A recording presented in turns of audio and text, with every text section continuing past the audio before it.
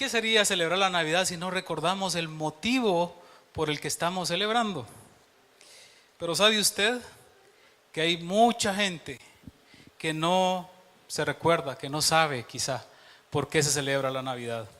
Y quisieran como que en esa noche de cuetillos, de ponche, de tamales, de licor, de amigos, de fiesta, de santa, de elfo, de renos y de arbolitos navideños y nacimientos, esa noche resumiera toda la alegría que necesitaron y extrañaron durante todo un año. ¿Y saben qué? No es posible. Al día siguiente, el 25 de diciembre, quien celebró la Navidad con esa esperanza está igual de frustrado, triste, solo, desolado y quizá aún con el peso de las deudas que dejaron las fiestas, porque nada es gratis. Es más, todo está más caro, ¿verdad? Porque son las Navidades, porque hay aguinaldo, porque esto, porque el otro. Quizá alguien que se ponga en ese plan no sabe que hay una gran historia. La más grande de todas, hermanos. Y es que, qué bonitas son las historias, ¿verdad? Y todos tenemos historias. Todos los individuos tenemos historias. Todas las civilizaciones tienen historias. Toda la humanidad tiene historias. El mundo tiene historias. En mi casa hemos tenido una tradición, una costumbre. Y es que cuando es hora de acostar a los niños, ahora ya jovencitos, a la hora de acostarlos yo me he acercado al cuarto de cada uno de ellos y me acurruco por ahí en la cama y oro por ellos. Y después de orar siempre viene aquella petición infaltable: contame una historia, papá. ¿Cuántos de ustedes se acuerdan que les han contado una historia cuando eran chiquitos? Pero a ellos les gusta un tipo de historias en particular, les gusta las historias de cuando yo era chiquito. Dijeron por ahí, ¿verdad? Hace años, y me acuerdo todavía. Me acuerdo como que hubiera sido ayer. Yo viví toda mi infancia hasta los 11 años y medio en Huité, Zacapa, aquel pueblecito de crepúsculos arrebolados. Pues les gusta que les cuente mis historias de cuando yo era chiquito. Y siempre les cuento una, ¿verdad? Y de ahí guardo otra para otro día, si no se me acaban también, ¿verdad? No fue mucho tiempo. ¿Quieren que les cuente una? ¿Sí o no? Sí. Bueno, voy a contarla, pero con dos compromisos, hermano. Una es que no se me duerman, o que no lo usen de excusa, pues. Dos, que de aquí, hermanos, de aquí no salga esto, porque es algo íntimo, privado. De aquí no salga. Bueno, resulta que yo tenía algo así como entre 8 y 9 años, ¿verdad? Vivíamos a unas 6 cuadras del río, en una de las calles principales cerca del parque de Huité. Y en una tarde calurosa, bueno, ahí todas las tardes son calurosas, vamos a decir en una tarde, mi mamá planeó ir al río, no sé, con sus amigas o no sé qué iba a hacer. La cosa es que me dice: mira, me dijo, así con aquel dedo de advertencia, ¿verdad? Voy a salir al río. Un dedazo por cada palabra. Voy a salir al río y no quiero que salgas de aquí. Y yo seguramente le dije que sí, ¿verdad? Que estaba bueno, y mi mamá se fue para el río.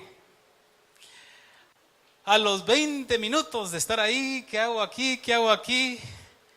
Se me olvidó la instrucción, ¿verdad? ¿Y qué puede pasar en un pueblo, verdad? No puede pasar nada. Yo dije, entonces voy a ir allá donde está mi mamá. Más o menos sabía dónde podía encontrarla. Así que salí a la calle y empecé a caminar en una calle larga, empedrada, ¿verdad?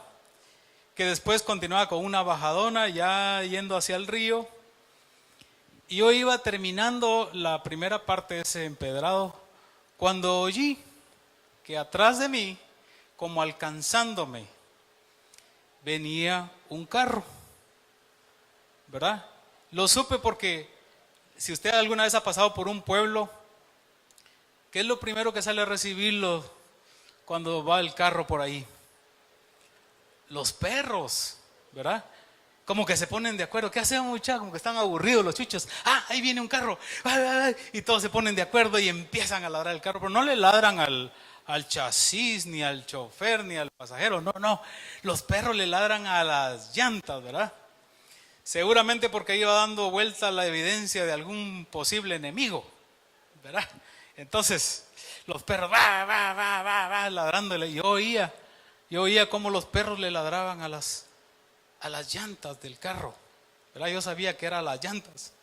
Pero en eso oí, hermanos, un perro que ladraba más rápido que los demás y que se acercaba a mí más rápido también. Yo iba caminando tranquilo ya en la bajada, ¿verdad? Que era, ¿cómo les dije? Empedrada, ¿verdad? Entonces iba ahí caminando.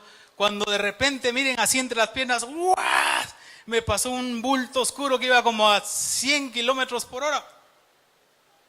Y seguramente me monté en ese bulto por unos varios metros y de ahí me tiró para atrás. Salí volando y ¡blum!, caí aparatosamente en la calle que era empedrada. Entonces ya se imaginan, ¿verdad? Sucio, porque aquello que me había atropellado ahí me doy cuenta que era un coche. Si me están oyendo fuera de Guatemala, un cerdo, un marrano me había atropellado, hermanos. Y caí todo golpeado, raspado y así, lamentándome la gran atropellada del coche, cuando me doy cuenta que la noticia había corrido más rápido que el coche. Y de repente veo, ¿quién creen que estaba ahí con las manos en la cintura? Mi mamá. Y con aquel mismo dedo me dice: eso le pasa a los desobedientes. Bueno, estoy seguro que usted también tendrá historias que contar. Esta es mi historia cuando me atropelló un coche. ¿Quién puede olvidar eso nunca? Jamás se olvida, ¿verdad? Y jamás se olvida también que fue por desobediencia, ¿verdad? Porque mi mamá me pudo decir: esto le pasa a los desobedientes. Todo el mundo tiene historias, ¿verdad? Una historia que contar. El mundo entero tiene historia, ¿verdad? Hay eventos grandísimos, hermanos, que le han cambiado el rumbo a la historia. No digo estas anécdotas o historias anecdóticas que van sumando nuestra historia, pero el mundo tiene historias grandísimas que le han cambiado el rumbo a la historia. ¿Qué le parece a usted la caída del Imperio Romano en el año 476? El descubrimiento de América en 1492. Muy bien. La Revolución Industrial de Inglaterra en 1760. La Primera Guerra Mundial, 1939. Perdón, 1919. La Segunda Guerra Mundial, 1939. Un evento grandísimo. Otro evento grandísimo, hermanos, fue el lanzamiento de las 2 bombas atómicas sobre 2 ciudades de Japón, sobre Hiroshima y sobre Nagasaki, año 1945. La llegada del hombre a la luna en 1969. El ataque a las Torres Gemelas, año 2001. Ya estoy llegando a la historia reciente que algunos recuerdan, ¿verdad? La gran crisis financiera de Estados Unidos en el 2008, que se trajo abajo muchos bancos y el sistema financiero colapsó. A Estados Unidos le dio un resfriado, a nosotros casi nos da neumonía con esa crisis. Y más recientemente, en el año 2011, el tsunami de Japón. Un evento, un hecho grandísimo que cambió la historia de ese país también. Bueno, no hay duda que entre esos eventos, hermanos, alguien podría decir: lo que le pasó a mi país o lo que le pasó a mi región es más grande. Pero hoy no quiero hablar de esos eventos, porque esos eventos al final de cuentas son irrelevantes. No importa lo grande que hayan sido. Pero la historia, hermanos, la historia, el evento que recordamos hoy aquí, a una semana de la Navidad, ese evento, esa historia sí merece ser recordada. Y quisiera, antes de seguir, porque esta historia, como ustedes ven en el boletín, no solo merece ser recordada, sino que merece ser contada. Yo quisiera tomar este tiempecito antes de la lectura bíblica y no dejar pasar la oportunidad de orar por unos misioneros que están en España, que están contando esta historia allá en España. Quiero advertirle que nunca he visto tantos Lara juntos. Así que yo voy a pedirle a todos los Lara que pasen aquí, por favor. Aquí, miren, pónganse aquí enfrente, por favor. Y hoy vamos a tener la oportunidad de orar por toda la familia y especialmente por Joel y Vivi, que ya pronto regresan a España y que allá están compartiendo esta gran historia. ¿Había visto tantos alguna vez? Qué bendición, qué gran familia. Y contando, dice Joel. Pónganse de pie, hermanos, vamos a orar. Señor, en esta mañana como iglesia queremos darte gracias por esta familia que tú has levantado, Señor, como testigos tuyos, testigos fieles tuyos, Señor. Te doy gracias por cada uno de ellos, porque de una forma o de otra cada uno está involucrado, está comprometido con el proyecto de España. Yo te pido, Señor, que esa gran historia sea contada una y mil veces en España hasta que todos los españoles lleguen a tus pies. Señor, te pido por Joel y Vivi que tú los ayudes. Bendice a Vivi, Señor, en su proceso de recuperación de la operación. Bendice a Joel preparándose para volver al ministerio, visitando iglesias y haciendo lo que tiene que hacer aquí en Guatemala. Gracias, Señor, por esta familia. En Cristo Jesús te damos las gracias. Amén.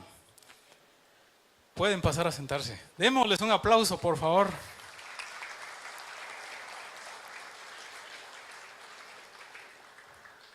Si quiere puede abrir sus Biblias en el capítulo 1 de Efesios.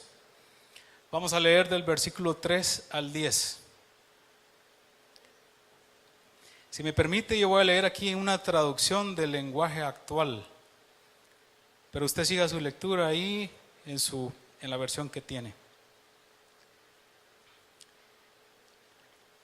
Efesios capítulo 1, versículo 13 en adelante dice: demos gracias a Dios el Padre de nuestro Señor Jesucristo por las bendiciones espirituales que Cristo nos trajo del cielo.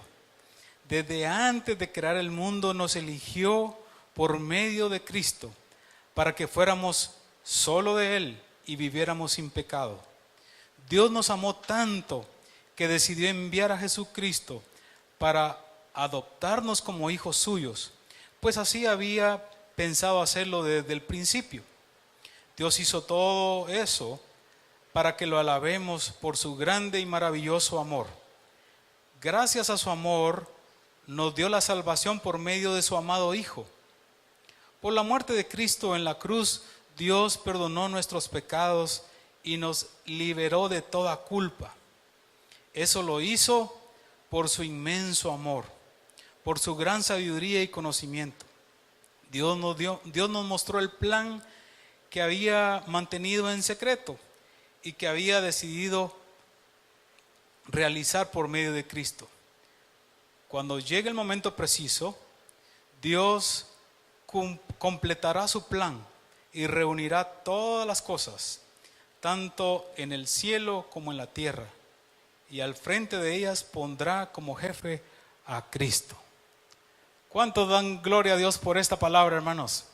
Este es el resumen perfecto de lo que nos debe motivar en esta época. Esta es la historia que vale la pena recordar en los días de Navidad. Recordar cuál fue el propósito, por qué Cristo vino a la tierra, por qué Dios el Padre dio a su único Hijo para librarnos de pecado. Esta es la historia que vale la pena recordar. Hay un himno muy antiguo que dice así, la primera estrofa dice: Qué bella historia. De su excelsa gloria bajó el Salvador, Jesús mi Redentor. Nació en pesebre, despreciado y pobre, varón de lágrimas y de dolor.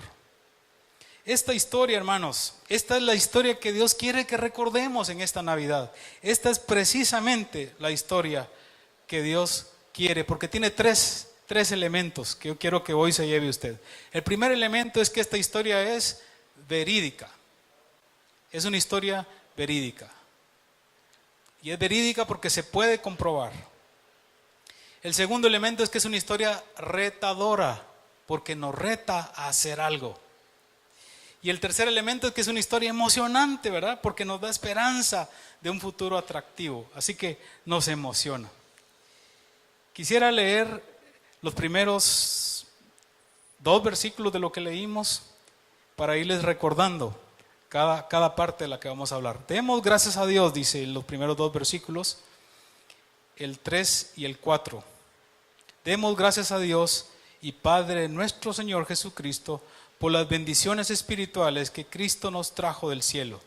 Desde antes de la fundación del mundo, nos eligió por medio de Cristo para que fuéramos solo de Él y viviéramos sin pecado.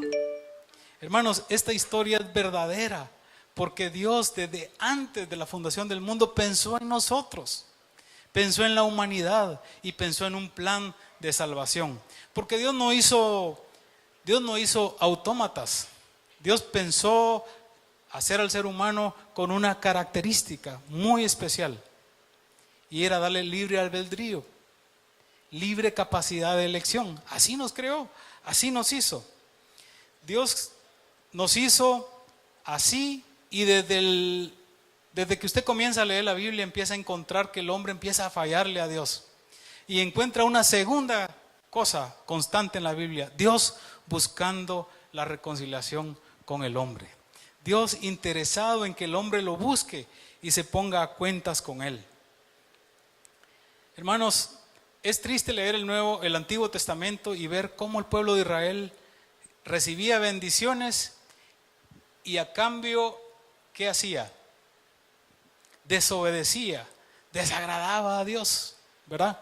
Y uno lee pasaje tras pasaje y da tristeza.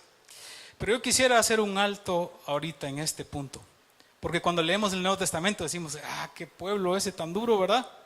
Qué necios eran, qué tercos. Dios los bendecía y ellos no hacían caso.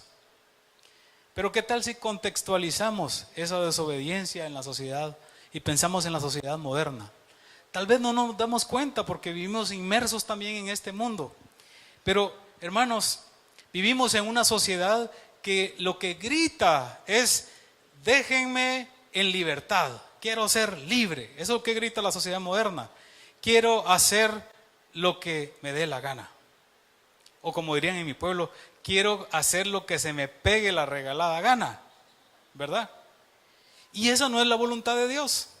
Pero vemos que hay incluso movimientos políticos, ideológicos, que le dicen a la gente: usted venga con nosotros, aquí usted puede ser y puede hacer lo que quiera, ¿verdad? Aquí vamos a respetar la individualidad. Venga, acérquese, aquí vamos a respetarlo como individuo para que usted sea lo que quiera hacer y haga lo que le dé la gana prácticamente. Y parece que la sociedad moderna se ve encantado por ese ofrecimiento. Pero hermanos, ese cuento es cuento. Eso no es verídico, porque no es la voluntad de Dios. La voluntad de Dios es que que cumplamos con sus preceptos, con su palabra. No es que vivamos como nos dé la gana. Para eso está el manual de instrucciones, hermanos, para que lo obedezcamos, para que lo escudriñemos, que lo leamos, que lo entendamos y que Dios nos hable a través de esta palabra que es viva. Pero la sociedad moderna no quiere reconocer ni la Biblia, ni la autoridad de la Biblia, ni quiere reconocer a Dios. Lejos de eso, quieren vivir sin Dios, ¿verdad? Y a eso le llaman progresismo, ¿verdad?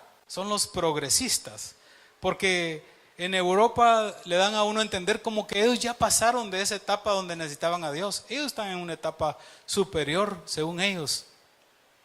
Puro cuento, hermanos, eso es mentira. Jóvenes, tengan mucho cuidado, porque eso es lo que se dice en la calle, eso es lo que les van a decir en la universidad.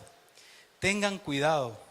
En cambio, Dios vive diciendo, como decía a través del profeta Isaías: vengan luego, dice Jehová, y estemos a cuentas. Y si vuestros pecados fueren como la grana, serán blancos como la nieve. Y si fueren rojos como el carmesí, vendrán a ser como blanca lana. Dios quiere que estemos a cuentas, que el hombre esté constantemente buscándolo y poniéndose a cuentas. Esto es verídico, hermanos. Esto es lo que dice la palabra de Dios. Esta es la historia de Dios tratando de reconciliar al hombre con Él. Este relato, hermanos,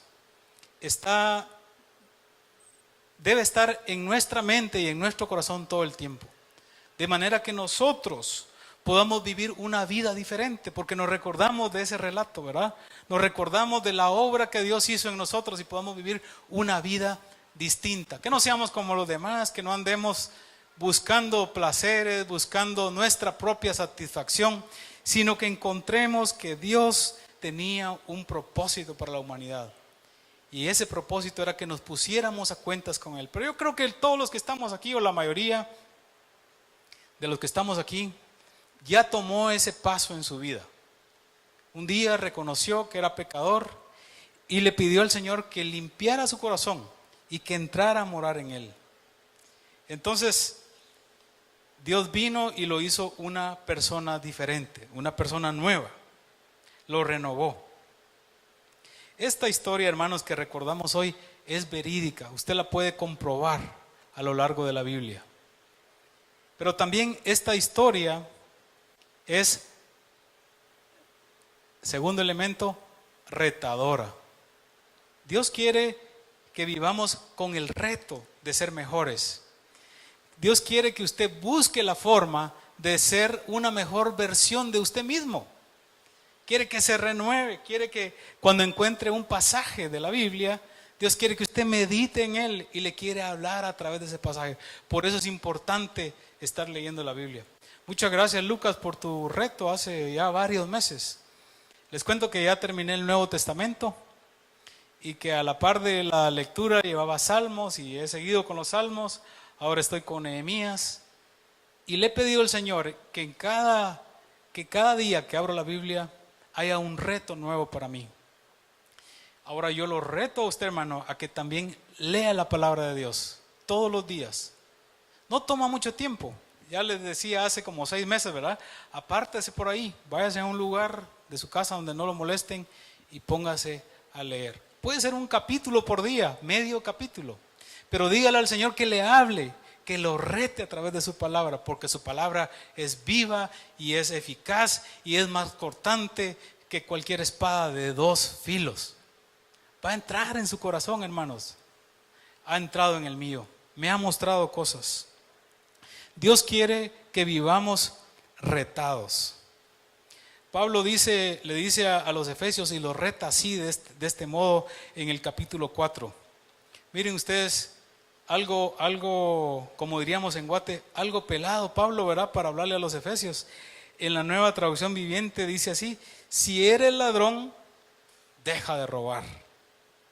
En cambio, usa tus manos para hacer un trabajo digno y luego comparte generosamente con los que tienen necesidad. Y sigue diciendo, exhortando a los hermanos: no emplees un lenguaje grosero ni ofensivo, que los que te oigan algo bueno y útil, a fin de que las palabras resulten de estímulo para quienes las oyen. Y el último versículo, estoy leyendo el versículo 30, dice: no entristezcan al Espíritu Santo de Dios que vive en ustedes.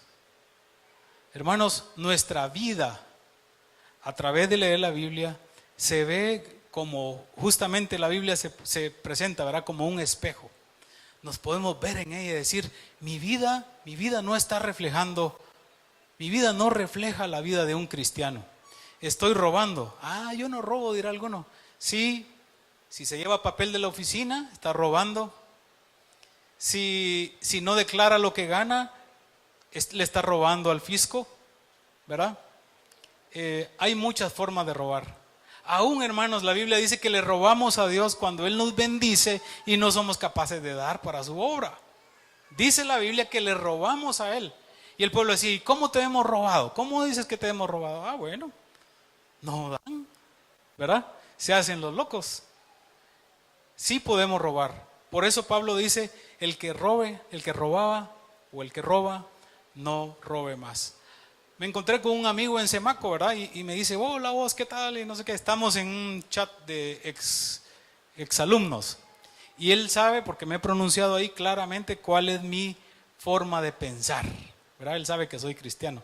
Y en medio de la plática, bueno, ¿qué has hecho? Me dice que trabajaba para un banco y como que tenía preparado algo para mí, ¿verdad? Y me dice, y fíjate, ¿qué te parece? Tenía un compañero evangélico. Evangélico decía él, me dijo, porque después de varios meses descubrimos que el muy bandido, como tenía acceso a muchas cuentas, agarraba cuentas grandes sin movimiento y se transfería fondos. Usaba el dinero y luego lo regresaba a la cuenta. Eso lo hizo por muchos meses. Luego se dio cuenta que nadie le estaba vigilando, que nadie estaba viendo que en efecto regresara el dinero a las cuentas. Y entonces empezó a quedarse con dinero. Pero esas cosas en un banco, hermanos, ¿sí o no, Luis? Se encuentran. Eso no pasa desapercibido. Tarde o temprano lo encuentran, ¿verdad? Bueno, lo encontraron. Porque se había enviciado ya, había agarrado eso como un vicio de sacar dinero. El dinero fácil, hermanos, crea adicción. Las cosas que no cuestan se despilfarran y crean adicción porque es fácil. Eso le pasó a este hermano.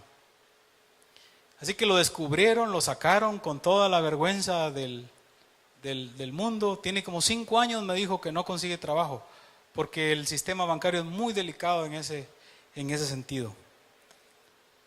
Hermano, si usted ha conocido a Cristo, piense si sus actos lo agradan, lo alegran o lo entristecen.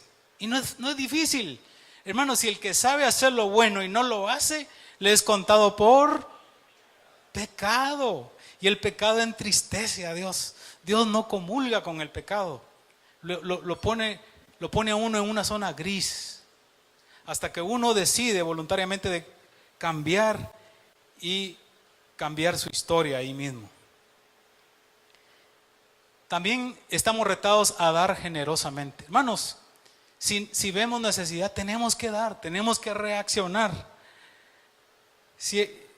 Dice en Gálatas 6:10, así que según tengamos oportunidad, hagamos bien a todos y mayormente a los de la familia de la fe. Hermanos, si usted ve una necesidad, actúe. El Señor está allí y en dar, hermanos, siempre hay bendición. Dios no se va a quedar con nada si usted lo hace de corazón. No lo haga por show, no lo haga porque digan qué buena gente este hermano. Háganlo de todo corazón y el Señor los va a bendecir de esa forma. Amor, dice Pablo también que digan cosas positivas, cosas que animen. Hay gente, hermanos, en un libro de John Maxwell describe a ese tipo de gente como hay gente que detrás de cada nube mira una tormenta. Gente densa, ¿verdad? Que uno platica con ellos y son cosas negativas y critican y les gusta el chisme. Es cansado hablar con esa gente. Es más, no sé ustedes, pero yo trato de alejarme de esa gente porque me afecta, ¿verdad?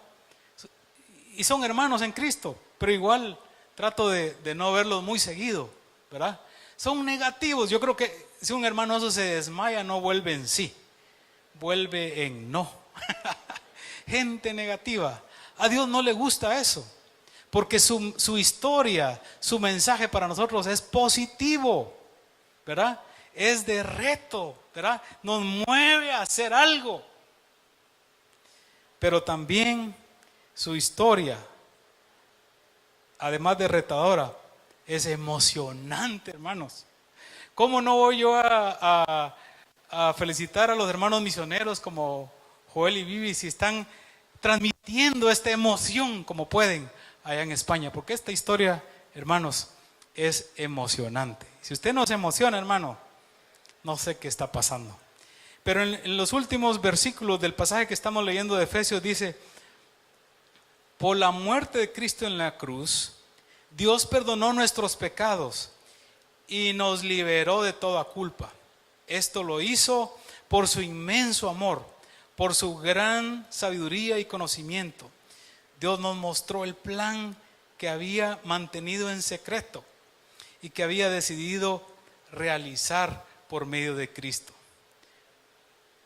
Cuando llegue el momento preciso, Dios completará su plan y reunirá todas las cosas, tanto en el cielo como en la tierra.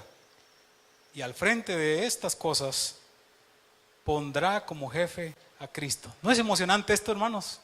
¿No nos da una ilusión de futuro? Pero también a mí me da una ilusión en el presente. Me dice que el Señor perdonó mis pecados. Es decir, que puedo andar más liviano, ¿verdad? Porque no ando con la acusación en la espalda. Ando libre. Esto me da la sensación de que le importo a Dios. Dios está conmigo. Dios está cuidándome. El Señor nos prometió un lugar en el cielo también. Así que me habla de futuro. Porque dijo: en la casa de mi Padre muchas moradas hay. Voy pues a preparar lugar para que donde yo esté, ustedes, hermanos de la IBEC, también estén. Hay un futuro, hermanos, pero también hay un presente, ¿verdad? Hay necesidades del presente. Quiero abrir mi corazón y contarles que este no ha sido un año fácil para mí y para mi familia. Los Martínez Muñoz no la hemos visto fácil este año. Sin embargo, Dios ha estado con nosotros. Dios nos ha mostrado su amor y su misericordia de muchas formas. Fíjense que las ventas de café, como le pasó al país, cayeron, ¿verdad? Qué triste, no se podía vender café porque los compradores en el extranjero decían: no sabemos qué está pasando en Guatemala, hay tanto relajo, se oye de corrupción, se oye de esto, entonces no queremos comprar café de Guatemala. Y nosotros con el café ahí, ¿verdad?, listo para vender, y la gente no quería comprar. Así que un año de pocos ingresos, un año de algunas enfermedades en la familia. Un año difícil, hermanos. Pero Dios en cada momento nos ha mostrado que Él está con nosotros. Yo le doy gracias a Dios por la esposa que me dio. Porque ella aprendió en su casa a dar. Y eso llevó a nuestro hogar una disciplina de dar. Aún en medio de las situaciones difíciles, aún en medio de las limitaciones, ella siempre está pendiente de dar y me reta a mí a dar. Gracias, le doy gracias públicamente a mis suegros por la esposa que me formaron. Y aún en medio de estas circunstancias difíciles, hermanos, Dios sigue mostrando milagros. Dios se muestra de forma sorprendente. Hace poco llegó un hermano y me llamó así aparte y me dijo: aquí hay un cheque a nombre tuyo, y un cheque grande, hermanos. Úsalo cuando tengas necesidad y solo me decís: ahí está el dinero. Hermanos, hasta encuentra uno gente que uno jamás pensó que iba a reaccionar de esa forma. Y dice: Señor, ¿qué está pasando? Hermanos, ¿no es emocionante esto? ¿No es emocionante que hoy podamos recordar que Dios tiene cuidado de nosotros y lo ha tenido siempre desde antes de la fundación del mundo? ¿No es emocionante esto? No es una historia emocionante que deberíamos ser capaces de contarle a otros. Aparte de contar la historia con nuestra propia vida, sin palabras, deberíamos también decirle y contarle la historia a tanta gente que anda por ahí preparándose para celebrar la Navidad de la forma equivocada como siempre. Hermanos, hay que contar este mensaje, hay que contar esta historia. Si no se le quedó mucho lo que dije, traté de hacer un resumen ahí en el boletín. Lléveselo hoy, no lo deje tirado. Y léalo si quiere. Léaselo a su amigo, a su vecino, a su familiar. Es una historia que merece ser contada. Hermanos, Dios sigue siendo fiel. Y yo quiero decirle, hermano, hoy, que no importa de qué tamaño es su problema. Yo sé que todos tenemos problemas, pero hay problemas que son realmente grandes. Y uno dice, ¿qué voy a hacer con esto? Yo quiero decirle, hermano, que no se preocupe. Su problema tiene solución. Y la solución está en Dios. Solo tiene que acordarse que Dios tiene mucho para usted, que ya está escrito. Y le quiere hablar. Le quiere hablar de tú a tú, porque Dios trata con individuos, ¿verdad? Con gente que le ha reconocido como Señor. Dios no tiene nietos, ni tiene sobrinos, ni tiene allegados, tiene hijos. Si usted es hijo de Dios, acérquese a su Padre con toda confianza. El velo ya fue abierto por el sacrificio de Cristo. Acérquese a la presencia misma de Dios y expóngale su necesidad. Dios tendrá cuidado de ustedes. Hermanos, si a usted esta historia le resulta verídica, le resulta retadora y le resulta emocionante, compártala. Ese es mi reto para usted que está hoy aquí. Y si usted está aquí hoy y no ha creído en Jesucristo, no ha creído en esta historia, yo le quiero decir que su vida puede cambiar hoy mismo. No hay que esperar más. No hay que esperar al 24, ¿verdad? Para que ahí ocurra. No. Eso puede ocurrir en cualquier momento. Si usted tiene cosas que confesarle al Señor, el Señor dice que venga, que se acerque, que se ponga a cuentas con Él. No importa el color de su pecado, va a ser blanco, el Señor lo va a lavar, el Señor lo va a limpiar. Si quiere, puede venir hoy. Hoy la puerta está abierta. Dios quiere reconciliarse con el humano desde antes de la fundación del mundo.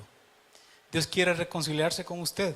Dios quiere que usted haga las paces con Él y que le diga que entre en su corazón, que está cansado de la vida que lleva, que quiere cambiar, que quiere ser adoptado a la familia de Dios, que quiere ser y aceptar, ser de la familia porque acepta ese mensaje de Cristo. Acompáñeme a orar, hermano. Incline su rostro y quiero decirle que si está aquí y no conoce al Señor, hoy es el tiempo de hacerlo.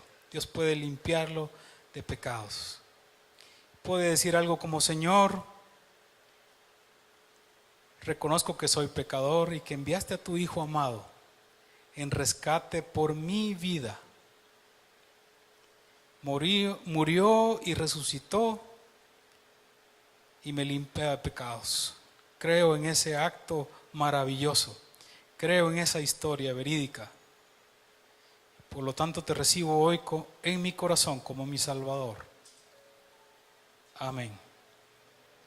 Hermano, si usted está aquí hoy vino cargado con alguna pena, yo quiero decirle que Dios puede estar pendiente de usted, que Dios le puede dar la solución.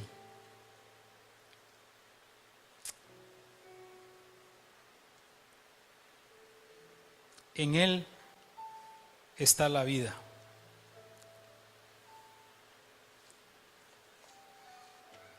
En el nombre de Jesús. Amén.